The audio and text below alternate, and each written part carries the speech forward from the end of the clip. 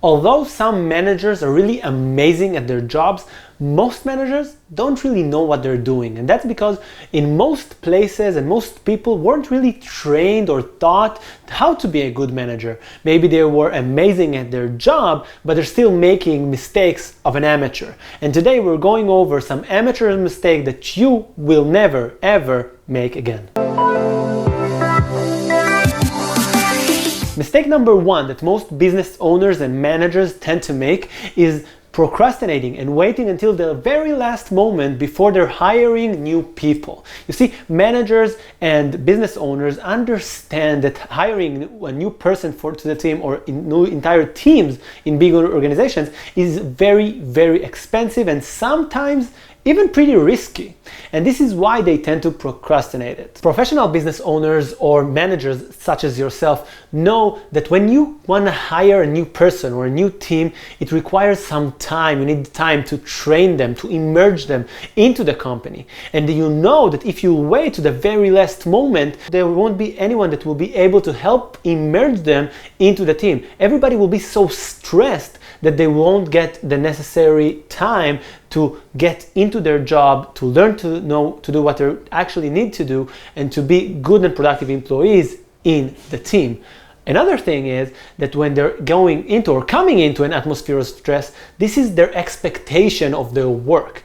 You see, when a person comes into the very first time to a new place, whether it be a new job, a new relationship, a new restaurant, what he sees on his very first day is what he will expect to see in the future. When you hire a new person into an atmosphere of stress, when everybody's in their maximum capacity, you end up with a stressful employee for life. My personal rule of thumb in a growing business is that whenever I can see or can understand or can plan for someone that will do a part-time job, which is very important, I simply hire someone full-time. I do that because I understand that in the time of his training, of immersing him into the company, many times I will need more work, more help, and his job description will actually expand.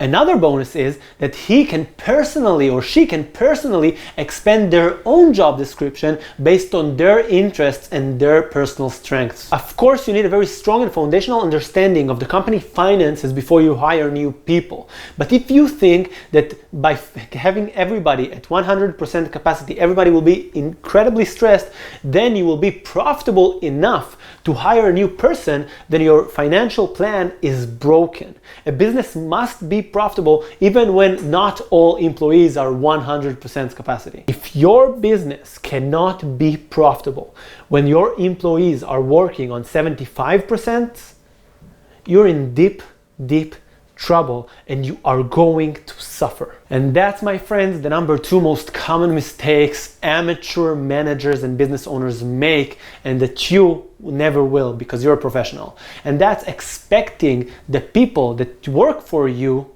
to work just as hard as you do. Some of the people you hire should and must be better than you and more skilled than you in specific areas of expertise. And some of them might actually even work harder than you, but that will always be for a limited amount of time. Ask yourself truthfully, for how long would you work as hard as you do if you were in their situation? And how quickly would you ask for a raise or a promotion? Many managers and business owners are looking for people that are as energized, as motivated, and as hardworking as themselves, that will be willing to work for many years at an entry-level job in a small company where they cannot see the future to get any promotions.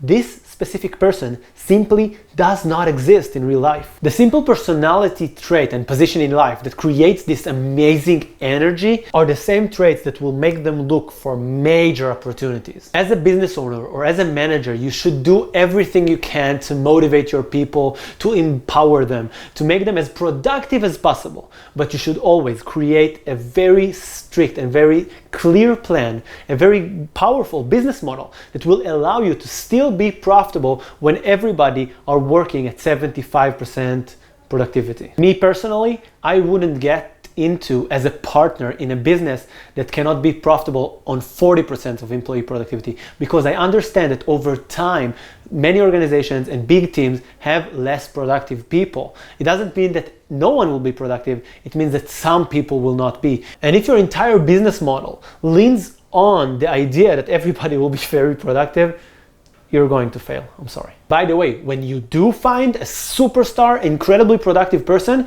you should probably create an amazing opportunity for him. And that's exactly mistake number 3 that amateur managers and business owners tend to make, and you will never will. Many managers and business owners are afraid to hire superstars and afraid to offer them very rewarding contracts. And in my opinion, especially in small businesses, a smart business owner should not be afraid to hire incredibly talented people and even pay them more than they pay themselves. Ever since I started my business, there was always at least one person who makes more money than I do on a monthly basis, including now. You must remember that as a manager, you get rewarded on the success of your people. And as a business owner, you must remember that your equity in the company grows when the company grows, and you will make much more money even if your monthly paycheck might seem a bit low in times. So when you think about how much money you're making from the business,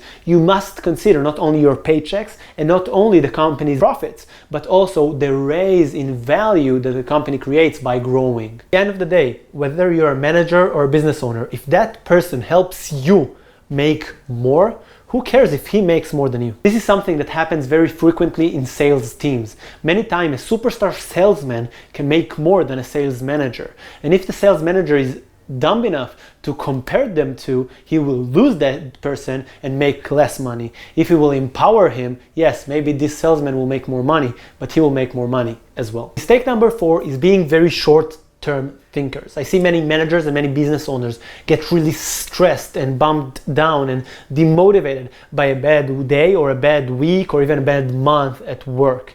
And I know for very small companies, a bad month can be dramatically impactful, but still, sometimes this is just the way things are, and we must expand our range of observation. If we have one bad month or 2 bad months a year, but the entire year is amazing, we must be able to see the big picture. And I'm not saying a bad week should go unspoken of, and of course sometimes we should make difficult conversations about bad performance or bad results of certain people, but we must also think about the long-term effects of our behavior and what kind of culture we're going to create in our business. Me personally, I want to live my life in a low-stress environment and in a warm environment in which I get support and love from the people around me. And this is the kind of culture I'm trying to create. I'm obviously doing it in amazing circumstances, but I'm trying my best to behave this way also under very tough circumstances. Think long term, hire great people and understand they're going to have better and worse times. Plan the culture you actually want to create, because you're a professional.